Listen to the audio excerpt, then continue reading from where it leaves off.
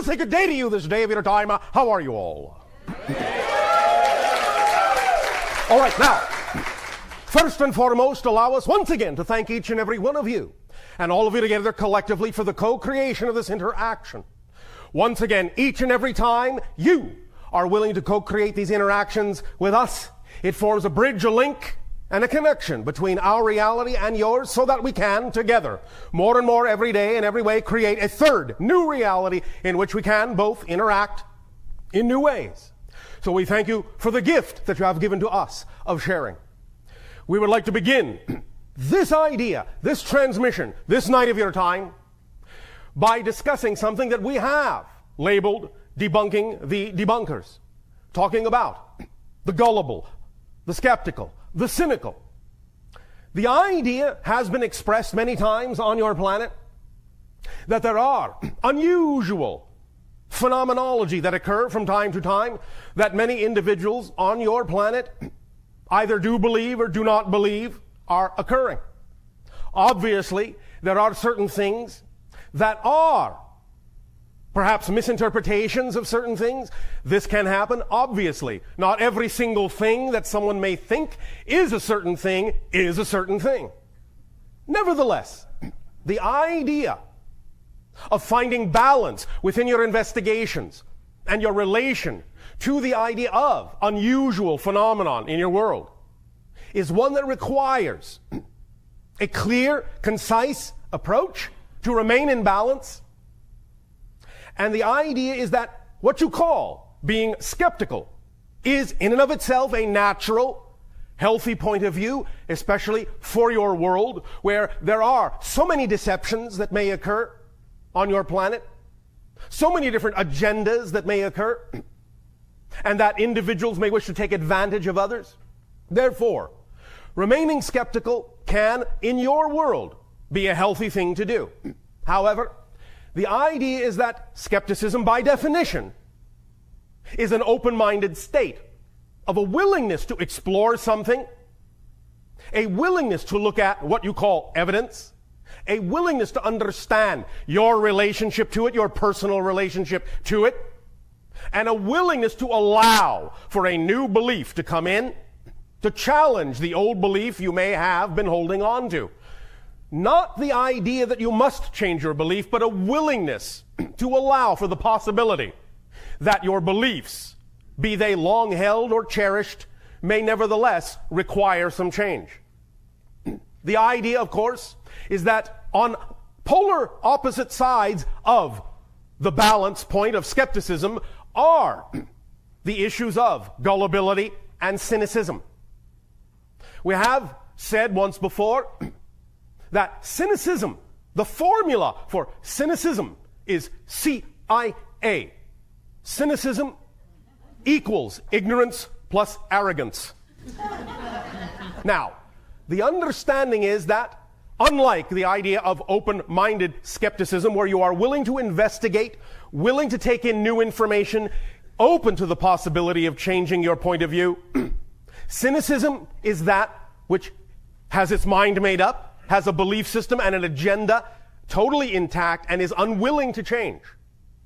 The idea being, therefore, that cynicism dismisses any new ideas that may challenge the paradigm that exists within. Gullibility, for most of you, means being open to accepting just about anything without any kind of filtration system, without any kind of discernment. The idea, however, is to recognize a fascinating fact about the polar opposites of gullibility and cynicism. They are not polar opposites. They are different versions of the same thing. Gullibility also has cynicism within it. Cynicism also contains a great degree of gullibility.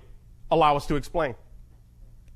The fundamental similarity between gullibility and cynicism is the same issue. I believe what I believe, and nothing will change that despite any evidence to the contrary. The gullible, in accepting everything without any kind of discernment, are actually saying the same thing. I have a belief system that I do not want to change no matter what.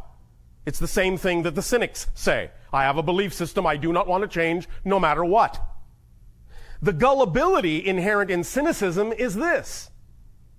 When a cynic often looks at the so-called are actually investigating the true evidence, the true story, may simply be gullibly accepting the folk tale and using that and dismissing that as if they are dismissing true scientific evidence, when in fact all they're doing is saying the folk tale may not be actually representative of what's actually going on, and therefore because the folk tale is not true, the reality must also not exist.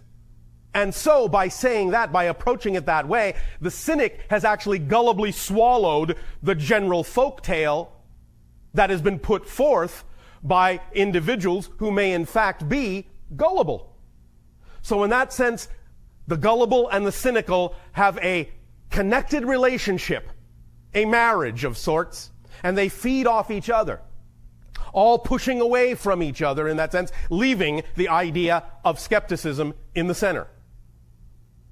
So all we are basically suggesting here is that you, in your investigation of anything that you may hear that seems unusual in your world, allow yourselves to remain in the center, in balance with your investigation as to whether or not it means something to you, whether or not it ought to be incorporated into your belief system structure, whether or not it really serves you in a positive, beneficial way, and allow yourself to maintain a sense of discernment as to what is and what is not appropriate for you.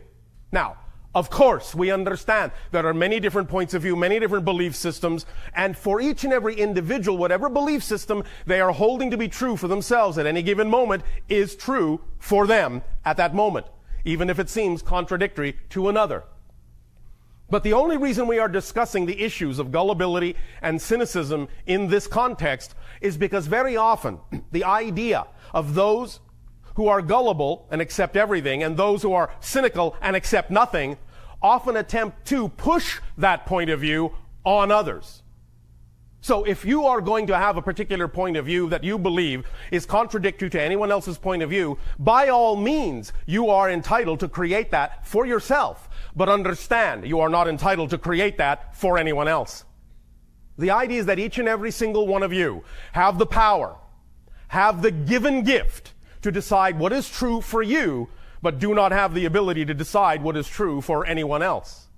Therefore, in the idea of accepting what is true for you as being all well and good, the idea, therefore, of communicating it to another is where the idea of balanced skepticism comes into play, in that when you transmit information that you may feel is true for you and would never likely change, the idea of sharing that to be balanced always comes with the allowance that whoever you are sharing that point of view with does not in any way, shape, or form need to believe you.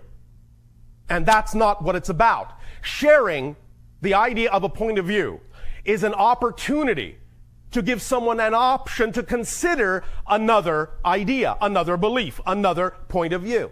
But it is only an option. It is only a sharing. It is only an opportunity to decide for themselves whether your point of view works for them, whether it's something they can form a consensus agreement upon.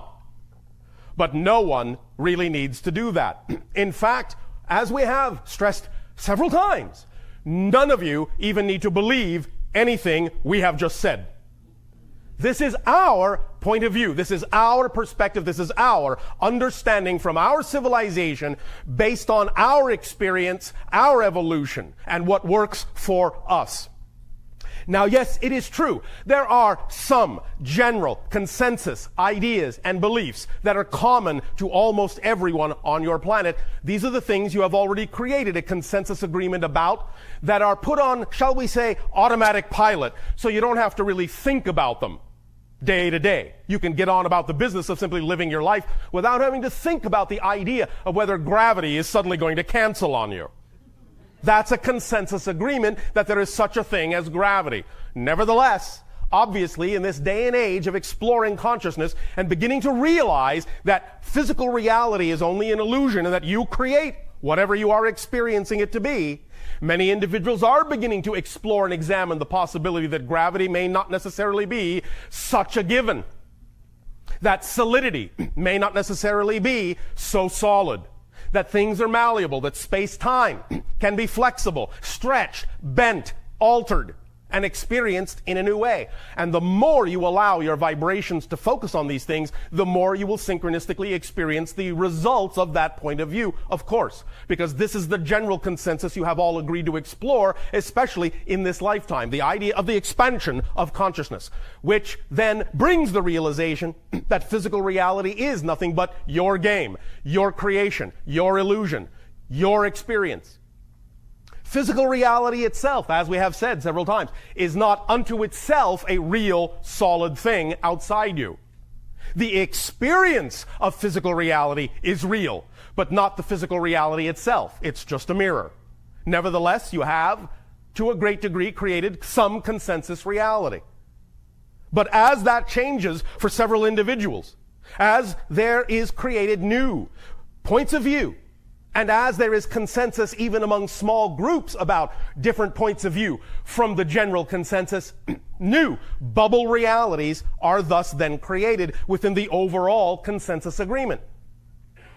As time goes on, as you proceed in your investigation of things that have historically been considered unusual, unbelievable, unreal, and start to find out that many of them in fact are real, are very believable, are in fact extremely experienceable by each and every one of you, you will thus then imbue the general consensus reality with more and more vibrations that are representative of more people's ability to see some of those unusual things actually come to pass, come to fruition, become more concrete, more stable, more experiential.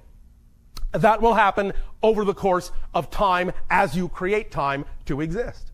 But nevertheless, in this transitional timing that's going on now on your planet, when each and every one of you are really busy about the experience of deciding what is true for you and what kind of a reality you really wish to experience your life to be, as you redefine yourselves, find out what you have been labeling things as, and change those labels to suit the idea of your true, natural, joyful selves, which is available to you all without exception. As you go through this process, all that we are suggesting to you that has worked for us is that you allow yourself to be open to the possibility that as you adopt new beliefs, that those beliefs in and of themselves are no more capable of becoming concrete than you wish them to be, and that they themselves are always open to change as you gain new understanding and new perspectives of yourself as an aspect of creation. So, if you wish to experience the idea of gullibility and accept everything, as you say, willy-nilly, that's your choice. But it will allow you to take a longer time to create for yourself the ability to discern what actually works best for you and what does not. If you wish to create the idea of a cynical point of view, be our guest. You are entitled to create that if you wish. But again, from our experience, we simply caution you that it will allow you to create more time in which to create the reality of your preference. Only the balance point is the thing from our experience that allows you to create the reality you prefer in an ever-flexible, ever-changing, rapidly accelerating manner. So it's up to you to decide what you prefer. Doing it slowly, doing it quickly, doing it in between at a pace that is comfortable for you. It's up to you. But recognize simply that all of it is your creation. All of it. And that every point of view is valid, but there are always consequences to the choices you make, mechanically speaking. Of course, many of you understand that when we say consequences, we are not discussing the issue of punishment or anything like the idea of negative judgment. We are simply talking physics, mechanically. There is always a reaction to every action. And therefore, it's about gaining more discernment about what the consequences are mechanically for every action that you take, for every stance that you take, for every state of being you choose to be in. The idea, therefore, is to allow yourselves to recognize that you can make choices that will determine what kind of experience you have, And if you are not enjoying the experience you are having, you can allow that to change by making different choices. It's really as simple as that. I know that for many of you it doesn't seem to be that easy because you have a difficult time figuring out how to get in touch with what choices you're already making that are creating the experiences you say you don't want. But nevertheless, it's actually a relatively simple thing to do. All you have to do is get in touch with the thing that you are using to define, the label you are using to define any particular experience that you are having. And once you get a handle, as you say, once you make transparent the label you have been using, whether consciously or unconsciously, to define the reality that you are experiencing, it will become clear why you have been experiencing the things that you have. Because as you label a thing, so thus then does the consequence issue therefrom and give you that experience. What you put out is what you get back, as we have said many times and call the third law of creation. Therefore, balance is the key, literally, that will unlock all perspectives to you and give you the discernment to decide. Even if it's through the auspices of figuring out what you are not, to decide what it is you truly prefer to be. Many people on your planet will take that route. They will explore many things.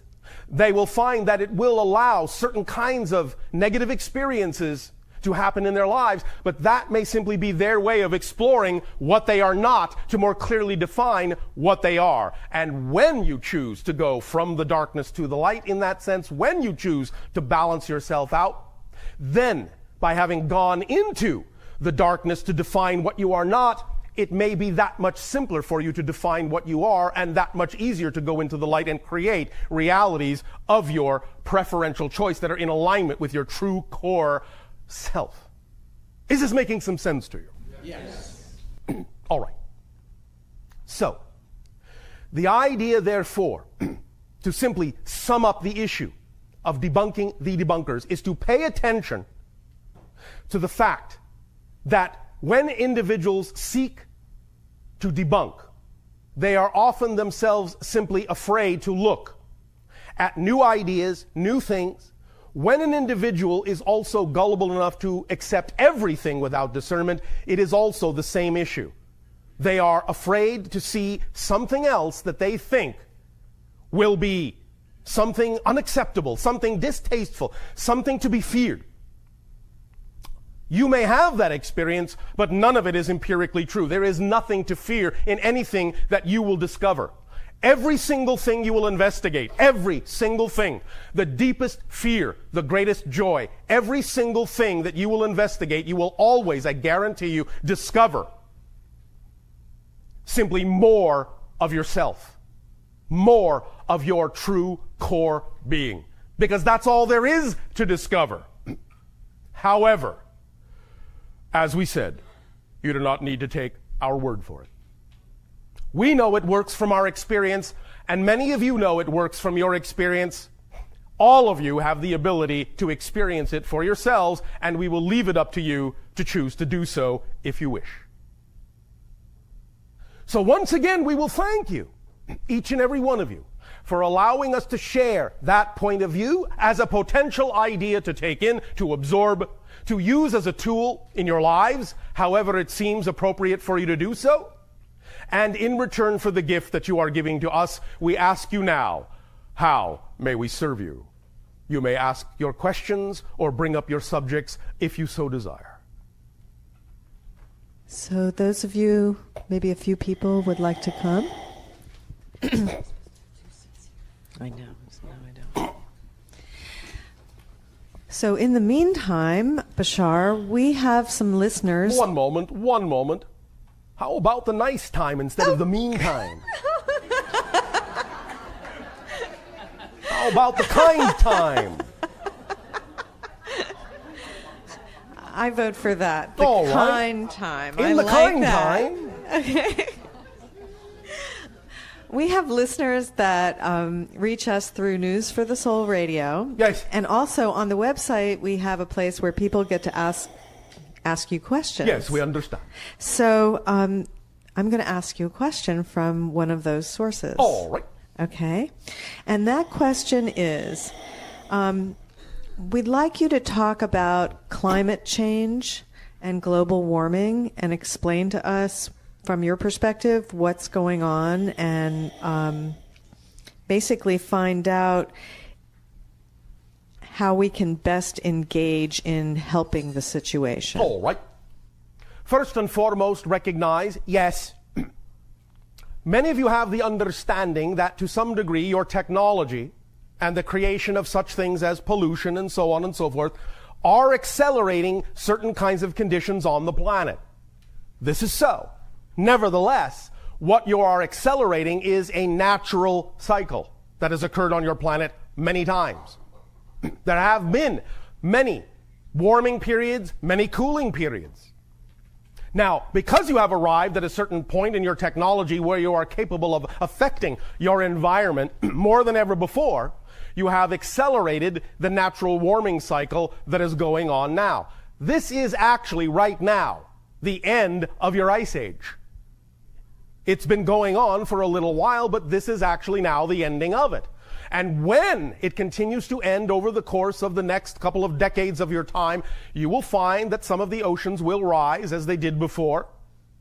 The approximate average over the entire span of the initial phase of the warming, which will be several decades long, the entire rise of the ocean will be approximately about 10 to 15 of your feet. The idea, therefore, is that in some places this will happen slowly, although there will be some places where when ice dams break, there will be immediate inundation, and it should be paid attention to prevent the idea of loss of life. Nevertheless, once the idea of the warming trend continues, you will then find that, like the cycle has before, it will ultimately cycle back into a cooling trend as well, as the planet has done, going back and forth and back and forth and back and forth for many, many, many millions of your years.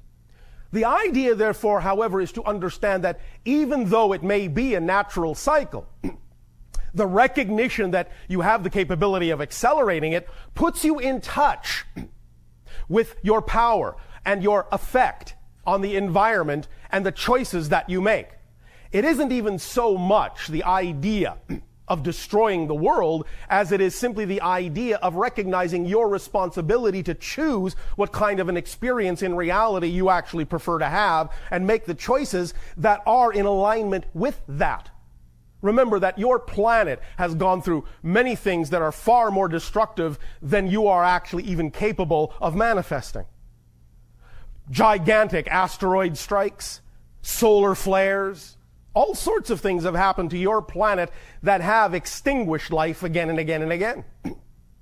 The idea, however, is now you have arrived at a place where you are recalling events, bringing together memories of other lives, other experiences. This is a culmination kind of age on your planet, where you are capable of drawing from the experiences of many thousands of years of lives, bringing them all to bear, and deciding for yourselves how you wish to be, what kind of reality you wish to have, and acting accordingly. So the idea of doing this at this time of this natural cycle is forcing you into a situation where you have to face the choices that you make and really come together to decide what kind of reality, what kind of world, what kind of civilization you really wish to have, and how you wish to relate to nature, how you wish to relate to creation, so there can be ease of creation instead of the idea of creating catastrophic shifts, catastrophic circumstances that are for the purpose of shaking you and jarring you to your senses.